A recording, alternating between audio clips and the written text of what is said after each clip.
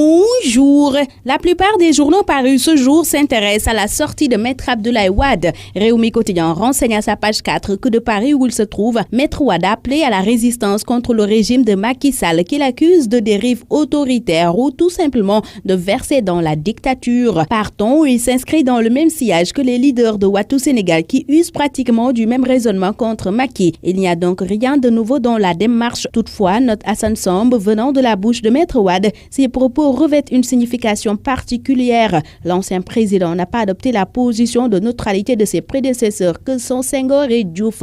Il a perdu le pouvoir et entend rester dans l'opposition d'après Hassan Samb dont l'analyse est à lire à la page 4 de Réumi Quotidien. Walf Quotidien estime que Wade dope ses troupes. La résistance à l'oppression est un droit, dit l'ancien président à la une de ce journal où il indique qu'on a légué la plus belle des républiques à des mains inexpertes. Le peuple est complètement abandonné, désespéré, conclut Maître Abdoulaye Wade qui se prononce sur la répression de la marche de l'opposition dans Walf Quotidien. Wade organise la résistance, barre à sa une le quotidien LAS. Quand les lois et libertés individuelles sont bafouées par ce régime, il devient un devoir de résister pour faire face à l'injustice. Ce sont les propos de Maître Abdoulaye Wade rapportés par Le Populaire qui note que de son exil, Wade appelle à la résistance. Le Peuple rapporte aussi la sortie musclée de Mamadou Ndoye, secrétaire général des Djallarbistes. Fausse question de la LD, vraie attaque contre le pouvoir. Note ce journal où Maître El Hadji Diouf annonce 2 nouvelles plaintes dans le cadre de l'affaire Timis Aliou Sall contre l'opposition. Retour dans Réumi Quotidien. Moustapha Diakhaté, le président du groupe parlementaire de Benno Bokk Yakaar, y estime que Fatou Tambédou a fait preuve d'irresponsabilité et d'irrespect en s'attaquant devant les députés au ministre Diène Farba Sarr. Invité du grand oral samedi dernier, Moustapha Diakhaté s'est aussi prononcé sur la levée de l'immunité parlementaire de Barthélémy Diaz, la modification du code pénal entre autres sujets d'actualité.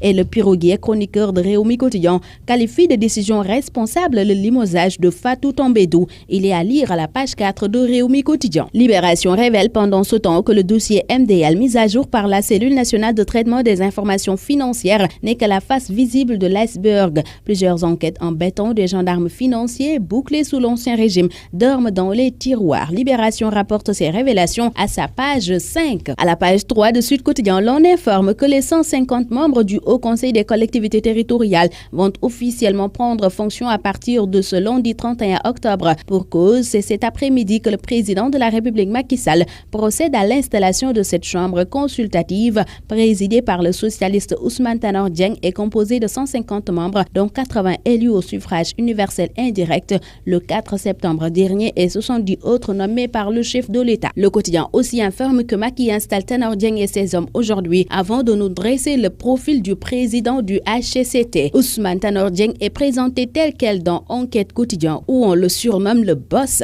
C'est un garçon méthodique, sérieux, travailleur et cultivé, écrit Abdou Diouf dans ses mémoires, rapporte le quotidien Enquête. Le quotidien Observateur s'entretient avec le tigre de face, gris toute griffe d'or, titre ce journal, où le lutteur indique qu'une défaite ne l'a jamais fait aussi mal que face à Modulo. Le quotidien des arènes sénégalaises rapporte les détails de la rencontre du CNG avec les acteurs de la lutte. Les mots de l'arène diagnostiqués, titre Sunu Lamb. Mambiram Famara ou Konaté, quel avant-centre pour les Lions, s'interroge pour sa part le quotidien du Sport Stade. Bonne lecture à tous.